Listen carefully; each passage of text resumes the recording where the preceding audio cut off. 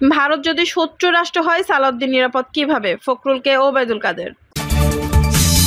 এদিকে বিএনপির কাউন্সিল নিয়ে বেগম জিয়া তারেকের দুই মত। সাবেক সেনাপ্রধানের উপর স্যাংশনে সরকার বিমূঢ় হয়ে গেছে বলছেন রিজভী। এবং সর্বশেষ জানাবো উত্তরে পরশ দক্ষিণে সাইদ খোকন মেয়র পদে প্রার্থী হতে চান। দর্শক শুনছিলেন সংবাদ শিরোনাম, এখন বিস্তারিত। ভারত যদি শত্রু রাষ্ট্র হয় সালাউদ্দিন নিরাপদ কিভাবে, ফখরুলকে ওবায়দুল কাদের। বন্ধু রাষ্ট্রে গিয়ে নিরাপত্তা নাই, মির্জা ফখরুলের এমন মন্তব্যের জবাবে আওয়ামী লীগ সাধারণ সম্পাদক এবং সড়ক পরিবহন সেতুমন্ত্রী ওবায়দুল কাদের বলেছেন, আপনাদের কাছে ভারত যদি শত্রু রাষ্ট্র হয় সেখানে সালাউদ্দিন এতদিন নিরাপদে কিভাবে আছেন? তাকে তো কেউ হত্যা করেননি, তার জীবনে তো নিরাপত্তা বিঘ্নিত হয়নি, জীবনের কোনো হানি ঘটেনি, এই ধরনের অপবাদ কেন দিচ্ছেন বন্ধু রাষ্ট্রকে? সংসদ সদস্য আনোয়ারুল আজিম আনারের মৃত্যু প্রসঙ্গে তিনি আরো বলেন, ডিবি পুলিশ ঘটনা বর্ণনা করেছে, সাংবাদিকদের জানাচ্ছে তাকে যারা হত্যা করেছে 5-6 জনের মতো, এর মধ্যে 5 জনই আমাদের বাংলাদেশের। এখন এই বিষয়টা নিয়ে কথায় কথায় যারে দেখতে নারী তার চলন বেঁকা, এই ধরনের উক্তি করা সমীচীন নয়। আওয়ামী লীগের 75তম প্রতিষ্ঠা বার্ষিকী উপলক্ষে আওয়ামী লীগের সংস্কৃতি বিষয়ক উপকমিটি তাদের কর্মপরিকল্পনা ঠিক করতে এই সভায় আয়োজন করে। ওবায়দুল কাদের বলেন, আমাদের একজন এমপি কলকাতার নিউটনের একটি ফ্ল্যাটে হত্যার শিকার হয়েছেন। গত 2-3 দিন ধরে তাকে নিয়ে একটা ধোঁয়াশা ছিল। পরিবার জানে চিকিৎসার জন্য ভারতে গেছেন। এখন ভারত আমাদের বন্ধু রাষ্ট্র, ঠিক আছে, আমাদের একজন এমপি যখন চিকিৎসার জন্য যান তিনি তা আর ভারত সরকারকে জানিয়ে যান না। নিরাপত্তার বিষয়টা তখনই সেভাবে দেখা হয় যখন সেখানকার যথাযথ কর্তৃপক্ষে জানিয়ে যান। গণহত্যার সমর্থকদের নিষেধাজ্ঞা নিয়ে আমাদের কোনো মাথা ব্যথা নেই মন্তব্য করে ওবায়দুল কাদের বলেন, 35,000-এর বেশি মানুষকে নির্বিচারে হত্যা করেছে ইসরায়েল।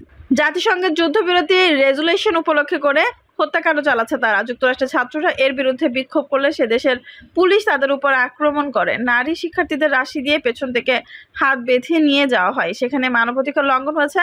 যারা ইসরায়েলকে সমর্থন করে, নেতা নিহাইও সমর্থন করে, এই যদি তাদের গণতন্ত্র মানবাধিকার হয় তবে তাদের ভিসা নীতি বা নিষেধাজ্ঞা নিয়ে আমাদের কোনো মাথা ব্যথা নেই।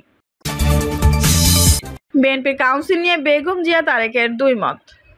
বিএনপি কাউন্সিল হবে কি হবে না এই নিয়ে বেগম খালেদা জিয়া এবং তারেক জিয়ার মধ্যে প্রকাশ্য বিরোধ দেখা দিয়েছে। বিএনপির একাধিক দায়িত্বশীল সূত্র এই তথ্য নিশ্চিত করেছে। বিএনপি চেয়ারপারসন বেগম খালেদা জিয়া বর্তমানে অসুস্থ অবস্থায় ফিরোজায় অবস্থান করছেন। নিজেকে রাজনৈতিক কর্মকাণ্ড থেকে গুটিয়ে নিয়েছেন, কিন্তু এর মধ্যে চলেন মহাসচিব মির্জা ফখরুল ইসলাম আলমগীর। একাধিকবার তার সঙ্গে দেখা করেছেন এবং দলের কিছু নীতি নির্ধারণী বিষয় নিয়ে তার মতামত জানতে চেয়েছেন। সাম্প্রতিক সময়ে মির্জা ফখরুল ইসলাম আলমগীর মহাসচিবের দায়িত্ব ছাড়ার জন্য বেগম খালেদা জিয়ার কাছে গিয়ে অনুরোধ করেন।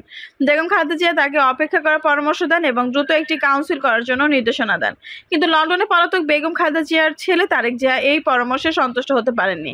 তিনি এখনই কাউন্সিল করার পক্ষে নন বলে জানা গেছে।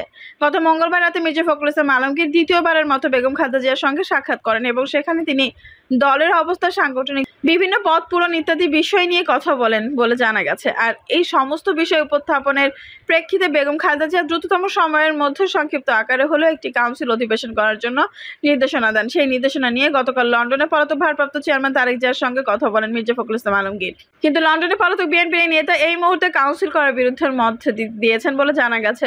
বরং তিনি কাউন্সিল ছাড়াই বিভিন্ন শূন্যপদ পূরণ এবং কমিটি রদবদলের সিদ্ধান্ত গ্রহণ করেছেন বলে জানা গেছে। সংশ্লিষ্ট সূত্রগুলো বলছে, তারেক জিয়া মনে করেন যে এই সময় দল সরকার বিরোধী আন্দোলনে ব্যস্ত, কাজে এখন কাউন্সিল করাটা যৌক্তিক এবং সময়োচিত হবে না। তবে মির্জা ফখরুল ইসলাম আলমগীর বলেন, কাউন্সিলের মাধ্যমে সংগঠন পুনর্বিন্যাস করা যাবে এবং সংগঠনের সঠিকভাবে পরিচালনা করার ক্ষেত্রে নেতাকর্মীদের মতামত জানা যাবে। তবে লন্ডনে পলাতক বিএনপির ভারপ্রাপ্ত চেয়ারম্যান তারেক জিয়া বলেছেন, কর্মীদের মতামত জানার জন্য কাউন্সিলের দরকার নেই। তিনি সার্বক্ষণিকভাবে কর্মীদের সঙ্গে কথা বলেন বলে জানা গেছে। সংশ্লিষ্ট সূত্রগুলো জানাচ্ছে, তারেক জিয়া কাউন্সিল ছাড়াই তার পছন্দের লোকজনকেই বিভিন্ন পদে বসাতে চান এবং এই কর্মটি শেষ হওয়ার পর পরবর্তীতে কাউন্সিলের মাধ্যমে তা অনুমোদন করিয়ে নেওয়ার তার মতামত। নানা কারণে তারেক জিয়া এখন কাউন্সিলের বিরুদ্ধে অবস্থান করেছেন। বিশেষত 2018 সালে তার নির্বাচনে যাওয়ার সিদ্ধান্ত, আবার 2024 সালে নির্বাচনে না যাওয়ার সিদ্ধান্ত দলের মধ্যে ঢালাও বহিষ্কার এবং অবিবেচকের মতো অসহযোগ আন্দোলনের কর্মসূচি ঘোষণা করা। 28 অক্টোবর হঠাৎ করে রাজনৈতিক কর্মসূচি ইত্যাদি নানা বিষয় নিয়ে তৃণমূলের মধ্যে প্রশ্ন আছে। যদি দলের কাউন্সিলে ডাকা হয় তাহলে এই প্রশ্নগুলো প্রকাশ্যে উত্থাপিত হবে এবং তারেক জিয়ার নেতৃত্বে এবং কর্তৃত্ব নিয়ে প্রশ্ন উঠতে দলের। দলের ভেতরে অনেকেই এখনো অভ্যন্তরীণ গণতন্ত্র চর্চায় গুরুত্ব দিচ্ছেন। তারা মনে করছেন একটি সুনির্দিষ্ট প্ল্যাটফর্ম থাকা উচিত। দলীয় সিদ্ধান্ত গ্রহণের ক্ষেত্রে সকলের মতামত গ্রহণ করা বাঞ্ছনীয়, কিন্তু বাস্তবে এই সময় কিছুই হচ্ছে না। আর এই কারণে কাউন্সিলের মাধ্যমে বিষয়গুলো সামনে আসতে পারে। সেক্ষেত্রে তারেক জিয়ার ক্ষমতা খর্ব হতে পারে, তার অনেক সিদ্ধান্ত সমালোচিত হতে পারে। তাই তিনি কাউন্সিল না করে একটি অনুগত নেতৃত্ব প্রতিষ্ঠা করতে চাইছেন। কাউন্সিলের মাধ্যমে নেতৃত্ব প্রতিষ্ঠা কমিটি বাণিজ্য খুব একটা ভালো মতো সম্ভব না।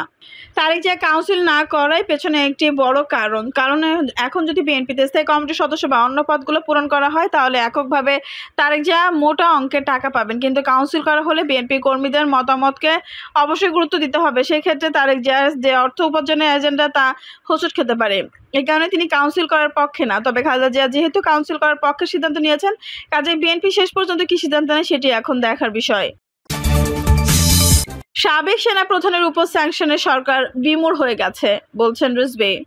বিএনপি সিনিয়র যুগ্ম মহাসচিব রুহুল কবির রিজভী বলেছেন, প্রাইম মিনিস্টার ম্যান খ্যাত বাংলাদেশের সাবেক সেনা প্রধানের উপর যুক্তরাষ্ট্রের পররাষ্ট্র দপ্তরের দেওয়া স্যাংশনে নিষেধাজ্ঞা সরকারের লোকেরা বিমূঢ় স্তম্ভিত হয়ে গেছে। রিজভী বলেন, যে সেনা প্রধানের জেনারেল অব আজিজ গণতান্ত্রিক আন্দোলন অংশগ্রহণ করত নেতাকর্মীদের প্রতি ইঙ্গিত করে বলেছিল, বিজেপির সবই লেথাল প্রাণঘাতী অস্ত্র, কেউ আক্রমণ করলে জীবন বাঁচাতে গুলি করতে পারে। পক্ষান্তরে তিনি আন্দোলনরত নেতাকর্মীদের উপর গুলির নির্দেশ দিয়েছিলেন। পৃথিবীর সব সভ্য ও গণতান্ত্রিক দেশে কোনো অধা সামরিক সংগঠনের প্রধান এই ধরনের বক্তব্য রেখেছেন তা আমার জানা নেই।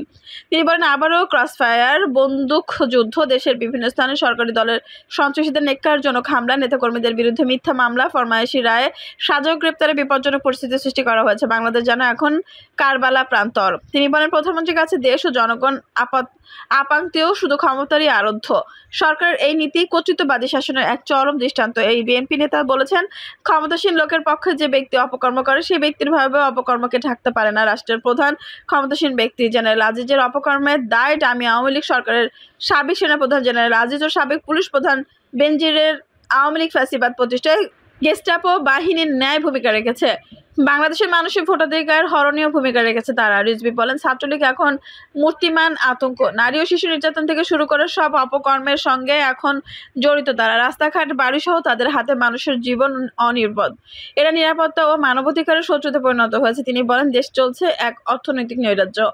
ব্যাংকগুলো টাকার জন্য হাহাকার করছে, ব্যাংক ঋণ বিতরণ করছে আমানতকারীদের অর্থ থেকে, আবার এই ঋণের অর্থ ক্ষমতা ঘোষিত লুটেরা ফেরত দিচ্ছে না। এরই মধ্যে ব্যাংকগুলোর বিনিয়োগ ক্ষমতা কমে যাচ্ছে। আবার চরম ডলার সংকটে গ্রাহকদের চাহিদা অনুযায়ী পণ্য আমদানির জন্য এলসি খুলতে পারছে না। অন্যদিকে উপজেলা পর্যায়ে সরকারি কর্মকর্তাদের জন্য 261 স্পোর্টস ইউটিলিটি ভেহিকেল অর্থাৎ এক ধরনের স্টেশন ওয়াগন ক্রয়ের জন্য প্রধানমন্ত্রীর মত দিয়েছেন, যার প্রতিটির মূল্য 1,46,00,000 টাকা। গত 7 জানুয়ারি ডামি নির্বাচনের আগেই কেনার কথা ছিল, যা উৎকোচ হিসেবেই মানুষ বিবেচনা করেছে। যাই হোক, সে সময় এই ক্রয়ের বিষয়টি স্থগিত রেখে ডামি নির্বাচনী কর্মকর্তাদের আবেদনের জন্য কৃতজ্ঞতা স্বরূপ এখন তাদের তা দেওয়া হচ্ছে। উত্তরে পরশ, দক্ষিণে সাঈদ খোকন মেয়র পদে প্রার্থী হতে চান। চলতি বছরের ডিসেম্বর অথবা আগামী বছরের জানুয়ারিতে ঢাকার 2 সিটি কর্পোরেশন নির্বাচন অনুষ্ঠিত হওয়ার কথা। ইতিমধ্যে সিটি কর্পোরেশনের 2টিতে 4 বছর মেয়াদি পূর্ণ হয়েছে। ঢাকা উত্তর ও দক্ষিণ সিটি কর্পোরেশন আইন অনুযায়ী মেয়াদ পূর্তির 180 দিনের মধ্যে নির্বাচন অনুষ্ঠিত করতে হবে। সেই হিসেবে চলতি বছরের শেষের দিকে আগামী বছরের শুরুতে এই নির্বাচন অনুষ্ঠিত হওয়ার কথা। বর্তমানে ঢাকা উত্তর সিটি কর্পোরেশনের মেয়র আছেন আতিকুল ইসলাম এবং দক্ষিণের মেয়র হিসেবে দায়িত্ব পালন করছেন শেখ ফজলে নূর তাপস। আর এই দুজনেই আগামী সিটি কর্পোরেশনের মেয়র পদে মনোনয়ন পাবেন কি না তা নিয়ে আওয়ামী লীগের মধ্যে নানা রকম মতামতের সন্ধান পাওয়া যাচ্ছে। মেয়রদের মেয়াদ পূর্তির 4 বছর পরে আওয়ামী লীগের ভেতর মেয়র পদে একাধিক প্রার্থী জানান দিচ্ছেন এবং এই নিয়ে তারা তাদের বিভিন্ন কর্মপরিকল্পনার কথা ঘোষণা করেছেন।